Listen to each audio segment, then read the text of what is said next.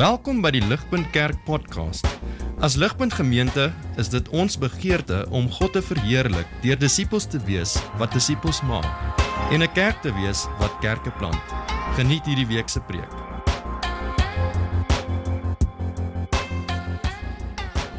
Om in te zoom op kultureel sensitiewe maar baie relevante issues. Verlede week het ons stilgestaan by 'n Bybelse perspektief van selfde geslag aangetrokkenheid. En vanoggend staan ons stil by 'n Bybelse perspektief op egskeiding en hertrou. En so dis 'n baie sensitiewe onderwerp, ons besef dit.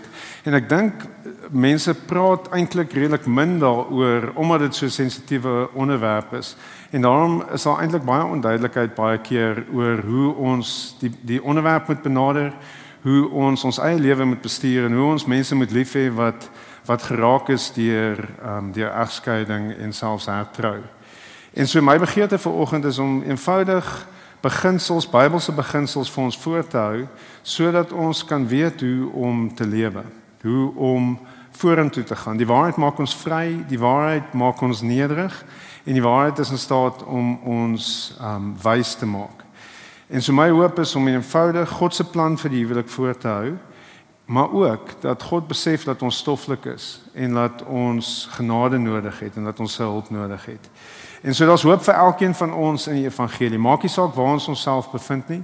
Daar is hoop vir elkeen van ons in die evangelie. Daar's nie een van ons hier wat nie daagliks geroep word tot geloof en bekering nie. Daar's nie een van ons hier wat nie 'n daaglikse stryd teen sonde het nie. En so in 'n sekere sin is ons almal in dieselfde bootjie. Selfs al is ons nie in dieselfde bootjie wanneer dit kom met betrekking tot die huwelik, egskeiding of hertrou nie. En ons nie 'n enkele Christen onder ons hier wat nie hoop kan vind in die wete dat die Gees ons in staat stel om veel meer te doen as wat ons bid of dink nie.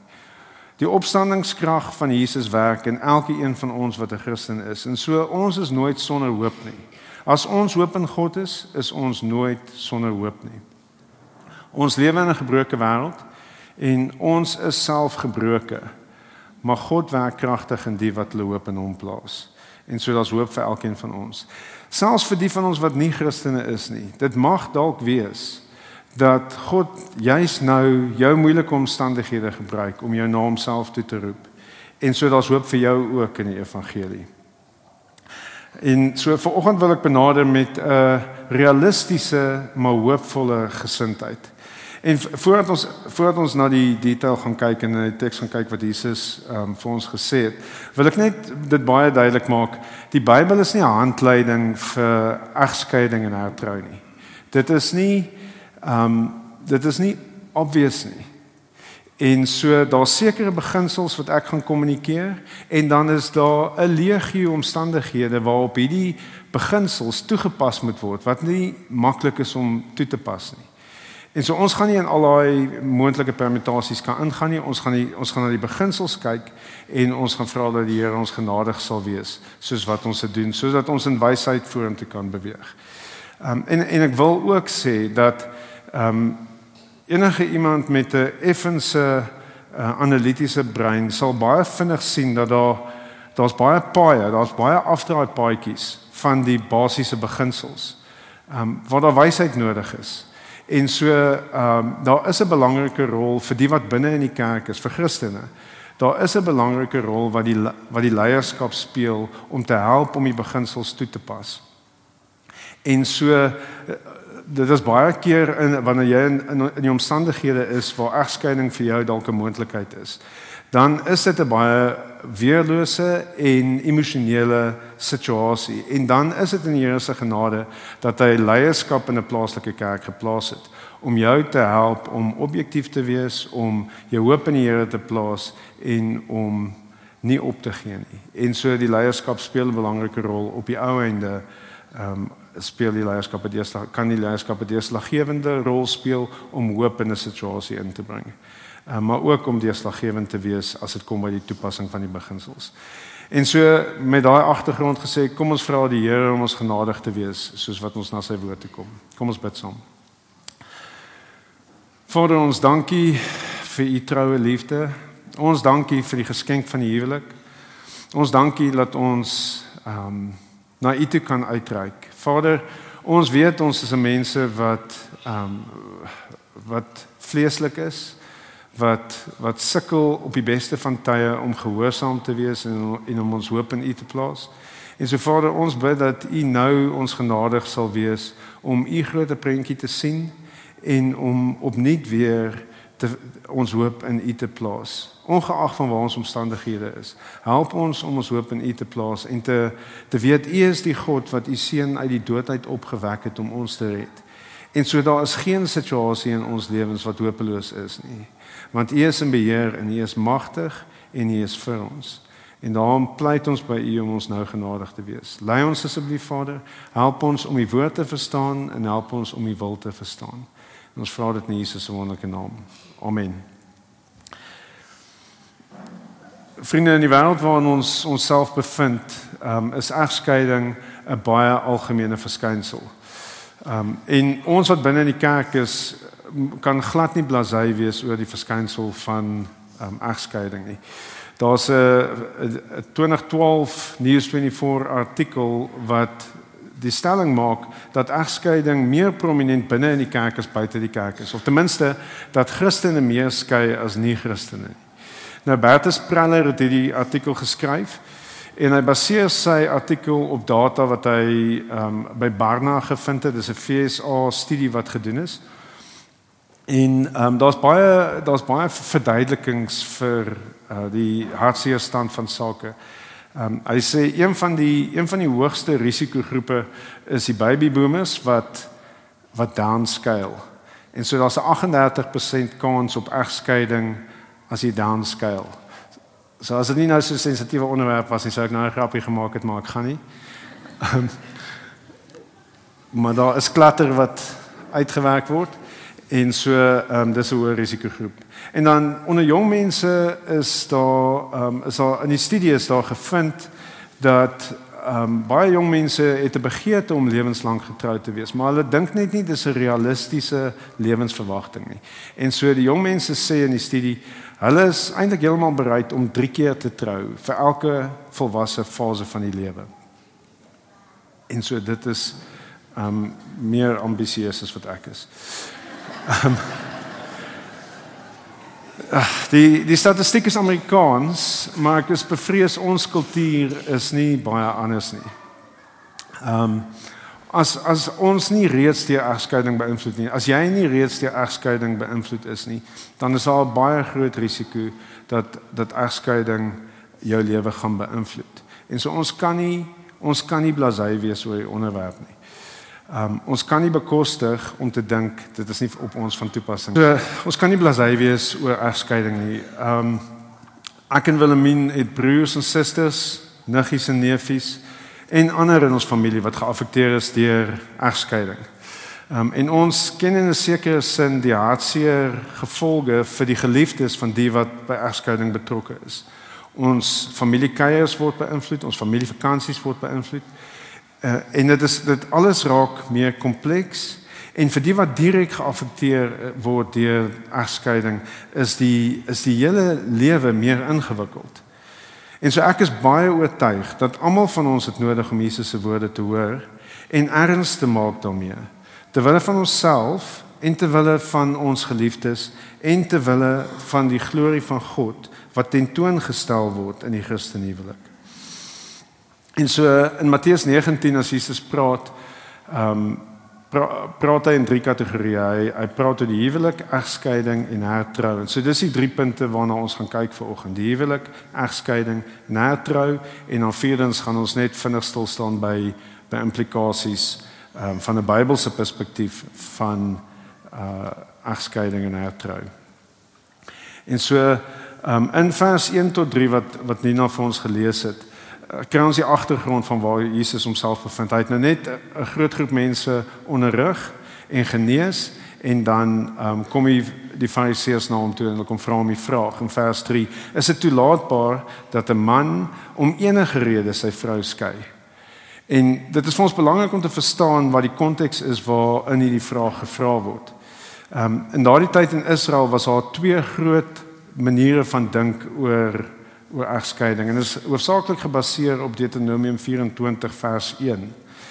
Ek wil nie tegnies raak oor dit nie, maar ek gaan net vinnig verduidelik wat daar gebeur het. In Deuteronomium 24 vers 1 sê, as iemand 'n vrou neem en haar man word, en dit dan gebeur dat sy nie meer vir hom aanvaarbaar is nie, omdat hy iets onbehoorliks by haar ontdek het, moet hy vir haar 'n skeibrief gee, dit in haar hand gee en haar uit sy huis uit wegstuur.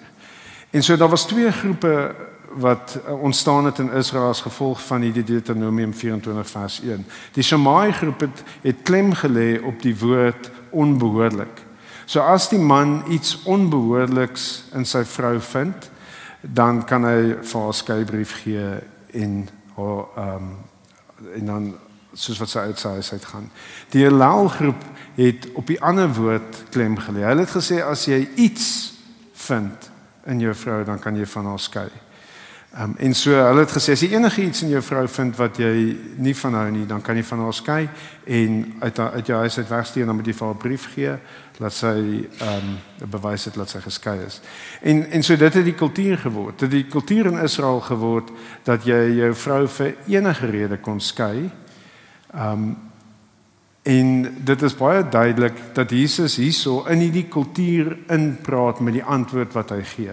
En so hulle vra hom, is dit toelaatbaar om vir enige rede te skei? En dan antwoord hy hulle met God se ontwerp vir die huwelik. Hy antwoord hulle in vers 4 met Genesis 2, waar God die huwelik ingestel het. En so vers 4 sê, het julle nie gelees dat die Skepper hulle van die begin af manlik en vroulik gemaak het nie? Verder sê hy, daarom sal 'n man sy vader en sy moeder verlaat en aan sy vrou verbind word, en die 2 sal een liggaam wees, sodat hulle nie meer 2 is nie, maar 1. Daarom, wat God saamgevoeg het, moet die mens nie skei nie. Jesus se antwoord is, hulle moet nie skei nie. Hulle behoort glad nie te skei nie. Die huwelik is deur God ontwerp om lewenslank saam te wees. Man en vrou word 1. Hulle word 1 in vlees en word 1 in gees. En so dit is hoekom die egskeiding so geweldig traumaties en seer is. Dit wat God saamgevoeg het, word uitmekaar uitgeskeur. En dit is so seer want dit lê by die hart van wie ons is. Ons primêre identiteit is, wanneer ons gebore word, is kind van. So ek is nie nou meer primêr. My primêre identiteit is nou nie meer Elof seun van Willie en Lana nie. Ek is nou Wilhelmine se man Elof. Dis hoe ek gesien word in die wêreld. En Wilhelmine is nie meer Cor en Corrie se dogter Valing nie. Sy is nou van die kerk. En so dis 'n radikale verandering wat plaasvind en is 'n goeie verandering wat plaasvind soos wat mens trou. En dit is om 'n veilige plek te skep vir 'n gesin om te funksioneer en te floreer. En so dit is hoekom dit so seer is wanneer egskeiding plaasvind. God is baie erg oor die huwelik, want dit berokken groot skade wanneer die huwelik verbreek word. Die profeet Maleagi spreek die mense van sy tyd aan oor hulle ontrou was in hulle huweliksverbond. Sien, die huwelik is nie 'n kontrak wat tussen 2 mense gesluit word nie. Die huwelik is 'n verbond. 'n Kontrak word tussen 2 mense gesluit en dit kan deur mutual consent gekanselleer word. Maar 'n verbond het 'n derde party wat dit bevestig. En so God het 'n verbond tussen 'n man en 'n vrou bevestig. En dit is waaroor God baie ernstig is oor huwelik. Maleagi aanvaar God nie die man se offer wat aan God gebring word nie, omdat hy ontrou is aan sy vrou. Maleagi 2 vers 13 sê, "You cover the Lord's altar with tears, with weeping and groaning, because he no longer regards the offering or accepts it with favor from your hand. But you say, why does he not? Because the Lord was witness between you and the wife of your youth, to whom you have been faithless, though she is your companion and your wife by covenant. Did he not make them one, with a portion of the Spirit in their union? And what was the one God seeking? Godly offspring. So guard yourselves in your spirit, and let none of you be faithless to the wife of your youth." God stel 'n baie hoë premie op die huwelik. Dit is baie belangrik dat ons moet onthou dat God stel so hoë premie op die huwelik, want die huwelik is goed vir ons. Hy gee om vir die huwelik, want die huwelik is goed vir ons. Hy het dit ontwerp sodat ons 'n veilige plek kan hê, 'n veilige plek wat 'n boublok vir die familie kan wees en 'n boublok vir die kerk kan wees en 'n boublok vir die samelewing kan wees. En so God is vir ons. Dis hoekom hy so erg is oor die huwelik. Ek is een van die gelukkige mense wat in 'n wonderlike skoon familie ingetrou het. My skoonouers is 56 jaar getroud op hierdie stadium en hulle is beide immigrante van Holland af. Hulle is so oor die 70 jaar nou hierso en hulle het hier aangekom as kinders. My skoonma het haar pa verloor toe sy 13 was en toe was hulle baie weerloos as 'n gesinnetjie in Afrika uit Europa uit. En God het vir haar en my skoonpa bymekaar gebring in 'n huwelik om 'n veilige plek te wees vir mekaar. En dis nou daai veilige plek vir mekaar 56 jaar. Maar oor tyd het God vir hulle 5 kinders gegee en 13 kleinkinders. En ons is nou 23 nasate, aangetroude nasate ingesluit, waarvan van hulle hier saam met ons in die kerk is. Ons is 23 nasate wat die vrugte pluk van 'n verbondsverhouding wat deur God geëer is en waar mense hulle lewens vir mekaar neergelê het. En so ons lewens floreer in 'n sekere sin daagliks as gevolg van God se goedheid in 'n huwelik wat hy beskerm het en wat hy gebruik. En my skoonouers se standvastigheid in die Here lei tot vrug vir my en my kinders. En so die huwelik is 'n wonderlike ding. Dit is God se ontwerp vir ons om te floreer. God is beskermend oor die huwelik, want dit is goed vir ons. Dit is baie goed, maar enige iemand wat in die huwelik staan, weet dit is nie baie maklik nie. Die honeymoon is selfs nie eens baie maklik nie, maar ons weet wanneer die honeymoon verby is en dan begin die lewe. Ek is baie mal oor Paul Tripp se titel vir sy boek oor die huwelik. As enige iemand gedink het die huwelik gaan 'n sprokie wees, Paul Tripp se titel is What Did You Expect? En dit is omdat as 2 sondaars bymekaar kom, dan kan jy niks anderster verwag as 'n bietjie yster wat yster sluip nie, om dit nou mooi te stel. En so die huwelik is nie 'n maklike plek om in te wees nie, maar dit is 'n goeie plek.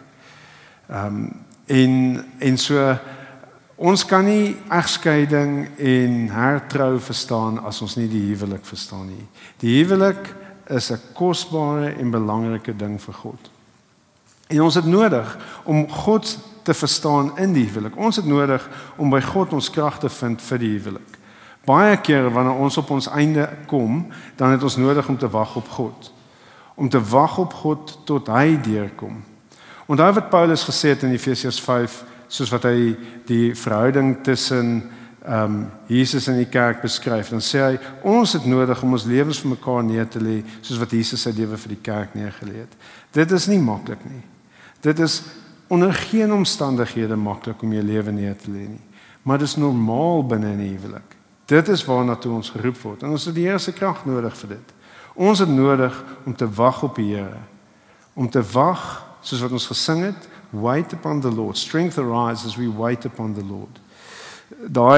Daai lied is gebaseer op Jesaja 40, waar Israel sê, God het nie vergeet van ons.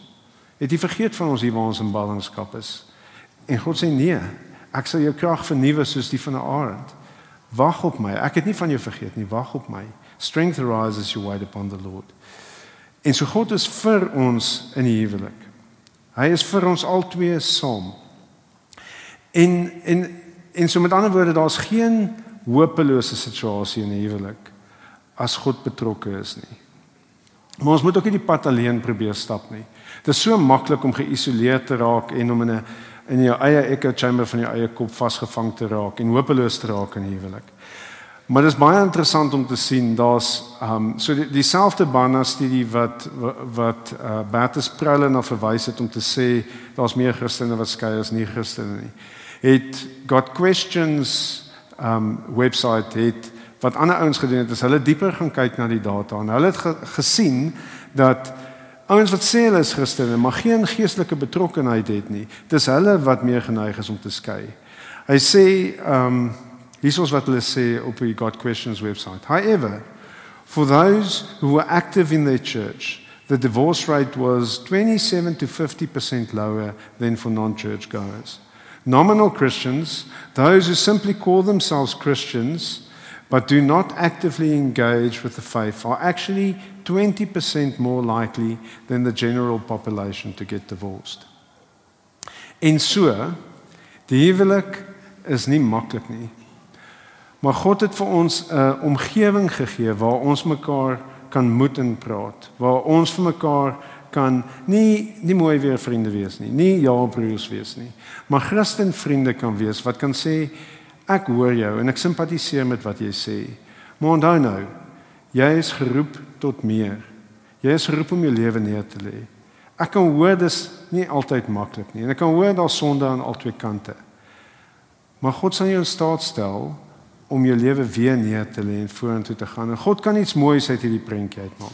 Sien, ons het mekaar nodig om mekaar te herinner van dit waartoe God ons geroep het en dit waartoe God ons in staat stel. En so die huwelik is nie maklik nie, maar die huwelik is baie, baie goed. En ons het nodig om dit te verstaan voordat ons kyk tweedens na egskeiding. En so egskeiding, vers 7. Kom ons lees vers 7 saam. Toe vra hulle hom, waarom het Moses dan bepaal dat 'n man sy vrou 'n skeibrief moet gee om sodoende van haar te skei? Hy antwoord hulle, Moses het julle weens julle harde harte toegelaat om van julle vroue te skei, maar dit was nie van die begin af so nie. Die Fariseërs verdraai eintlik Moses se vergunning van 'n egskeiding in 'n opdrag. En so weer eens is die konteks belangrik om te verstaan. In Moses se tyd kon vrouens nie werk nie. Hulle kon nie 'n inkomste verdien nie, hulle kon nie vir hulle self sorg nie. En so hulle was of afhanklik van hulle vader se versorging, of hulle was afhanklik van 'n man se versorging, of hulle was op straat gewees. En so Moses het die skeibrief ingestel om seker te maak dat vrouens se menswaardigheid beskerm word. As 'n man hulle uit sy huis uitgeplaas het, en hulle het nie 'n skeibrief nie, dan kan niemand anders hulle inneem om hulle te versorg nie. En so die skeibrief was eenvoudig 'n vergunning om seker te maak vrouens word versorg. Maar kyk wat sê vers 8. Alrede hoekom hierdie vergunning nodig was weens sondige harde harte. Dit was nooit die plan nie. En so om die Fariseërs so 'n oorspronklike vraag te antwoord. Mag mens vir enige rede skei? Jesus sê glad nie. Ons is nie veronderstel om te skei nie. Daar is slegs 'n vergunning gemaak vir in die wet om weerlose vrouens se menswaardigheid te beskerm. En ek prys die Here persoonlik dat vrouens nie meer so weerloos is nie. Ek prys die Here dat vrouens in my familie wat die hardheid van 'n eggenoot se hart moes verduur het, vir hulle self kan sorg en kan werk en vir hulle kinders kan voorsien self. Ek prys die Here dat ons tye aangestap het wat dit dan betref. Maar dit is nog steeds nie God se plan nie. Dit is nie God se plan dat die huwelik moet beëindig word en dat vrouens nodig het om dit te doen nie. Nou ek besef ek beweeg in 'n baie sensitiewe area op hierdie stadium. Maar ek wil tog wel die gevolgtrekking maak dat egskeiding altyd die gevolg is van 'n verharding van 'n hart. Verharding van minstens een hart. Maar waarskynlik twee. En nie net mans kan harte verhard nie. Vrouens het ook die vermoë om hulle harte te verhard. En dit is dodelik gevaarlik in 'n huwelik. Ons almal verhard soms van tyd tot tyd ons harte ter wille van oorlewing. Maar die Christen kan nie sy hart verhard nie. Hy het nodig om God te vertrou dat God in beheer is en dat God goed is en daarom sy hart te versag teenoor sy geliefde en sy lewe neer te lê vir sy eggenoot. Omdat die huwelik lewenslank is en ons sondige mense is, het God die vergunning gemaak dat egskeiding toelaatbaar is. En ons twee Bybelse toelaatbare redes vir egskeiding. Egskeiding is altyd die gevolg van sonde, maar egskeiding is nie altyd sonde nie. Ek gaan dit weer sê, is nie my lyn nie, is Kevin de Jong se lyn. Egskeiding is altyd die gevolg van sonde, maar egskeiding is nie altyd sonde nie. Die eerste Bybelse toelaatbare grond vir egskeiding is in vers 9. Ek sê vir julle dat wie van sy vrou skei, behalwe weens oorspel, het met 'n ander trou het egbreek gepleeg. En so die eerste Bybelse toelaatbare rede vir egskeiding is in die Afrikaans sê oorspel, dis nie die heel beste vertaling nie. Ekskuus, die Engels is eintlik 'n bietjie beter daar. So die Griekse woord is porneia, en porneia is 'n oorkoepelende reeks vir seksuele ontrouheid. En so sexual immorality is eintlik 'n beter vertaling wat in die ESV is. En so die eerste toelaatbare grond vir egskeiding is seksuele ontrouheid. Die huweliksverbond word verseël deur seksuele intimiteit en die huweliksverbond word verbreek deur seksuele ontrouheid. Die tweede toelaatbare grond vir egskeiding het ons teëgekom vroeër in ons 1 Korintiërs 7 reeks. Die konteks hierso in 1 Korintiërs 7 is waar twee mense trou en dan waar een van die twee tot geloof kom. En kom ons lees van vers 10 af in 1 Korintiërs 7. Aan die wat getroud is, gee ek die opdrag, nie ek nie, maar die Here, dat 'n vrou nie van 'n man mag skei nie. As sy tog skei, laat sy ongetroud bly of haar met haar man versoen. 'n Man mag ook nie van sy vrou skei nie. Maar aan die ander kant sê ek, nie die Here nie, as 'n broer 'n ongelowige vrou het wat instem om by hom te bly, moet hy nie van haar skei nie. En 'n vrou met 'n ongelowige man wat instem om by haar te bly, moenie van hom skei nie. As die ongelowige egter wil skei, laat hy skei. In sulke gevalle is die broer of suster, die gelowige, nie gebonde nie. God het julle egter geroep om in vrede te leef. En so die punt hier is, die gelowige mag nie skei nie. Indien die ongelowige wil skei, dan is die gelowige nie gebonde nie. En so die twee Bybelse gronde vir egskeiding is seksuele ontrouheid en wanneer die ongelowige van 'n gelowige wil skei. Nou dis baie belangrik om te let dat dit is Bybels aanvaarde gronde vir egskeiding, maar egskeiding word nog steeds nie aangemoedig nie. Die eerste prys is die evangelie roep ons altyd tot versoening. Nie om op ons die wet is ons staan op ons regte onder die wet, maar onder die evangelie staan ons op genade. Ons word geroep tot versoening. Ons word geroep om vergifnis na te jaag. En die eerste prys is altyd vergifnis en versoening. En so ons hoef nie te skei wanneer ons in daai posisie is nie. Maar dit sou nie sonde wees om te skei in daai posisie nie. En so ons het gekyk na die huwelik, ons het gekyk na twee Bybelse gronde vir egskeiding en dit bring ons dan nou by hertrou. Ons verstaan van Matteus 10 vers 9 en 1 Korintiërs 7 vers 15 is dat Bybelse gronde vir egskeiding lei tot gronde vir hertrou. Om dit weer te stel, so as 'n egskeiding Bybelse gronde gehad het, is die persoon teenoor wie seksueel ontrou opgetree is of die persoon wat geskei is deur 'n ongelowige vry om te hertrou. 1 Korintiërs 7 vers 39 maak net duidelik dat Christene moet met Christene trou. So as die persoon wat dan vry is om te hertrou weer wil trou, moet dit soos in die eerste instansie met 'n Christen wees. En so 'n persoon wat Bybelse gronde gehad het om te skei, is waarskynlik vry om te hertrou met 'n Christen. En so ek gaan 'n opsomming gee van 'n Bybelse perspektief van egskeiding en hertrou. Die huwelik is ontwerp deur God om 'n lewenslange verbondsverhouding tussen 'n man en 'n vrou te wees. God het weens die mensdom se onbekeerde hardheid van hart voorsiening gemaak vir egskeiding om die benadeelde party se menswaardigheid te beskerm. Toelaatbare gronde vir skei is seksuele ontrouheid en wanneer 'n ongelowige party wil skei. In die geval waar egskeiding Bybelse gronde gehad het, is die benadeelde party vry om weer te trou. En so dit is die Bybelse beginsels vir egskeiding en hertrou. En so ek gaan vinnig vir ons implikasies vir die verskillende groepe mense uitwys. Weer eens is hierdie daar is soveel mense soos wat daar is en soveel verhoudings soos wat daar is, soveel verskillende scenario's is daar. En ons gaan nie op almal kan ingaan nie.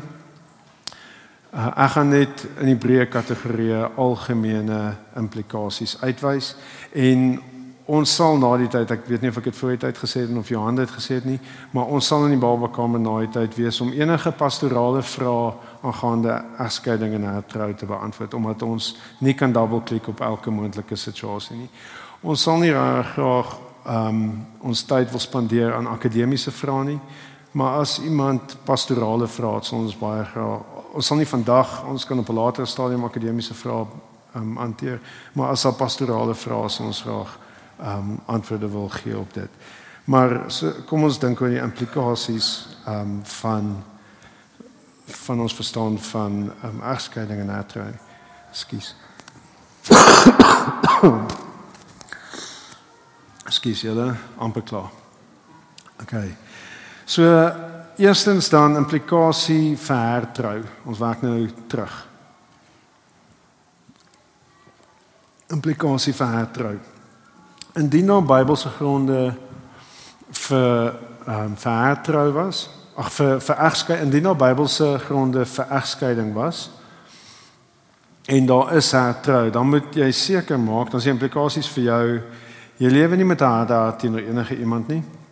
Jou sondes is bely en jy het vergifnis gevra teenoor God en jou medemens en jy moet die Here vertrou om jou te help in jou huidige omstandighede. Indien daar nie Bybelse gronde was vir jou egskeiding nie, maar jy is nou hertrou, dan moet jy seker maak, jy lewe nie met 'n harde hart teenoor enige iemand nie. Jou sondes is bely en jy het vergifnis gevra teenoor God en jou medemens en jy moet die Here vertrou om jou te help in jou huidige omstandighede. Indien jy geskei is met Bybelse gronde, dan is jy vry om enkel te bly en hopelik meer toegewy teenoor die Here te kan lewe met 'n vergrote kapasiteit. Maar jy is moontlik ook vry om weer te hertrou in goeie tyd. Maak seker jy lewe nie met 'n harde hart teenoor enige iemand nie. Jou sondes is bely en jy het vergifnis gevra teenoor God en jou medemens en jy moet die Here vertrou met jou huidige omstandighede. Indien jy geskei is, maar nie Bybelse gronde gehad het vir jou egskeiding nie, dan tel 1 Korintiërs 7 vers 11 vir jou. As sy tog skei, laat sy ongetroud bly of met haar man versoen. 'n Man mag dieselfde tel vir 'n man. 'n Man mag ook nie van sy vrou skei nie. En so die implikasies vir jou as jy geskei het en ongetroud is op hierdie stadium. As jy geskei het sonder Bybelse gronde, dan moet jy seker maak jy lewe nie met 'n harde hart teenoor enige iemand nie. Jou sondes is bely en jy het vergifnis gevra teenoor God en jou medemens en jy is waarskynlik nie vry om weer te trou nie. Jy word aangemoedig om versoening na te jaag en God te vertrou met jou huidige omstandighede. Nou ek besef hierdie is 'n moeilike ene om in die algemeen net so te hoor. En so dit is die geval waar ek dink ons graag meer spesifiek pastoraal sal wil gesels. En want daar is 'n klomp dinge wat in ag geneem moet word, soos wat mens dink oor die huidige omstandighede en soos wat mens dink oor die toekoms. En so dit is een wat ons baie graag eerder sal wil bespreek en saam sal oor wil bid. En so as dit jy is, sal ons graag met jou ontmoet. Dan laastens, indien jy jouself in 'n huwelik bevind, maak seker jy lewe nie met 'n harde hart teenoor enige iemand nie. Jou sondes word bely en jy vra deurlopend vergifnis teenoor God en jou medemens. En jy moet die Here vertrou om jou te help in jou huidige omstandighede. Ek hoop dit raak duidelik dat ons omstandighede mag dalk baie verskil, maar dit waartoe ons geroep word, verander nie vreeslik baie nie. Ons moenie ons harte teenoor mekaar verhard nie. Ons moenie toelaat dat ons verbitterd raak of dat ons enige ongesonde ding in ons hart laat groei plek gee nie. Ons het nodig om God te vertrou en ons harte te versag en in liefde uit te reik. Ons het nodig om vergifnis te vra vir ons sondes. Ons het nodig om God om vergifnis te vra, want wanneer ons teenoor mekaar sondig, het ons in die eerste instansie teenoor God gesondig. En so ons vra vir God vir vergifnis wanneer ons gesondig het teenoor mekaar en ons vra vir mekaar vergifnis. En ons vertrou God met ons omstandighede. Ons het nodig om God te vertrou met ons omstandighede. Ons kan nie impulsief optree of uit pyn of uit onsekerheid of uit hartseerheid optree nie. Ons het nodig om God te vertrou. God is diep geïnvesteer in elkeen van ons huwelike. Hy is die derde party tot ons verbond en sy glorie is op die spel. Die huwelik is so ontwerp sodat ons godvreesende kinders in die wêreld kan instuur. Maar nie net dit nie. God het die huwelik so ontwerp sodat ons diep verandering kan beleef. Die huwelik is 'n groenhuis vir geestelike groei. Dis in die huwelik wat ons diepste vreugdes beleef, maar dis ook in die huwelik wat ons diepste pyn beleef. In die huwelik sien ons die beste van onsself en ons huweliksmaats, maar ons sien ook die ergste. En ons het nodig om mekaar te ontmoet met genade. Dit raak gou baie voor die hand liggend, dat ons almal baie behoeftig is van genade. En ons is almal ook baie behoeftig van God se kragtige werking in ons lewens. Daar's geen wegkruipplek in die huwelik nie. Die huwelik is soos 'n wasmasjien. Dit skommel mense bietjie, dit skommel jou en in daai skommelproses kom die vuil uit.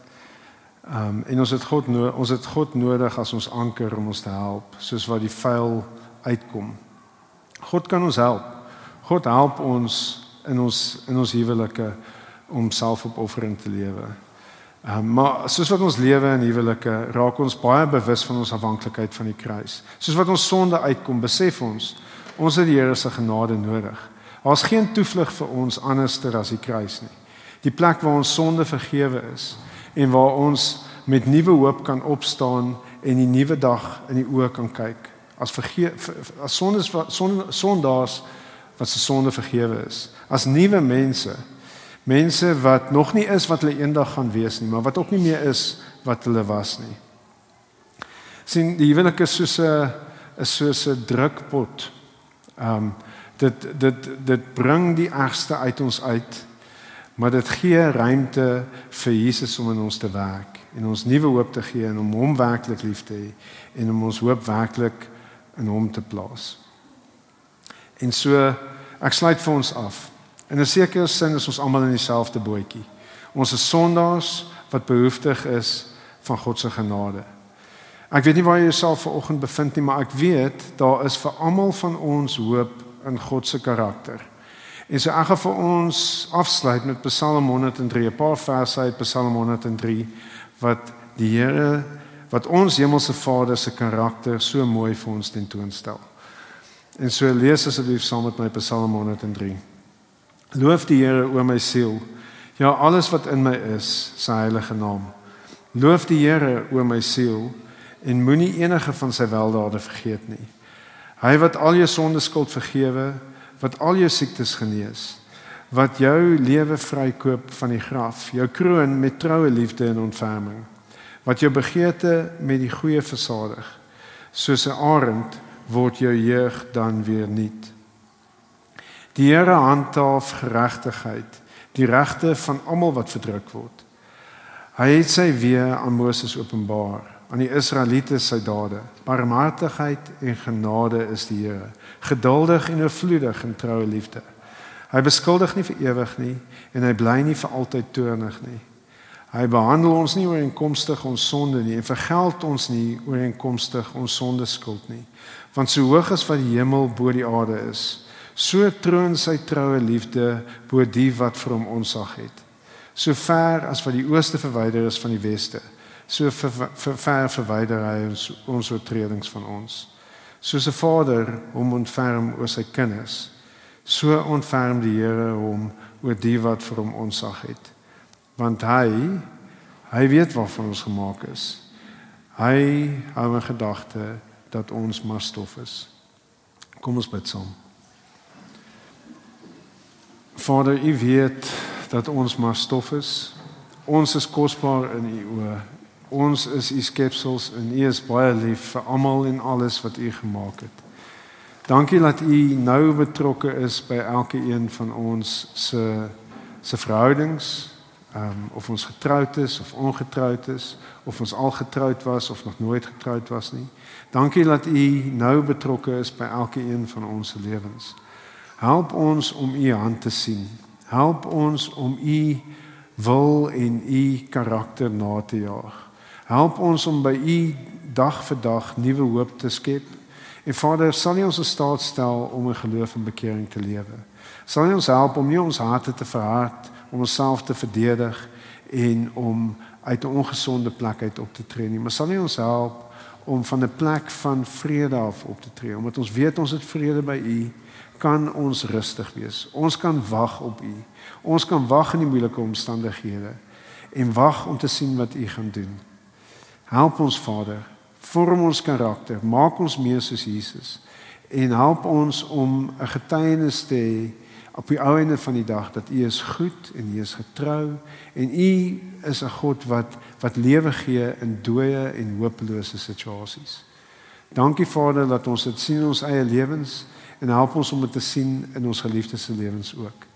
Ons vra dit in Jesus se wonderlike naam. Amen. Vir meer inligting oor Ligpunt Kerk, besoek gerus ons webwerf op www.ligpunt.com of kontak ons gerus by info@ligpunt.com.